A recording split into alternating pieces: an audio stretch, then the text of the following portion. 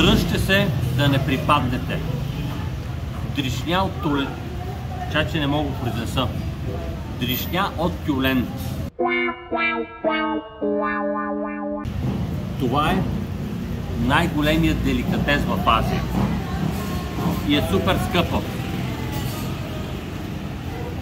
Казва, че било невероятно вкусно и аз нямам търпение да пробвам дришня от тюлен.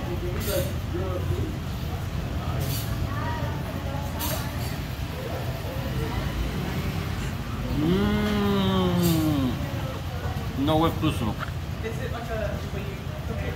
Направо в...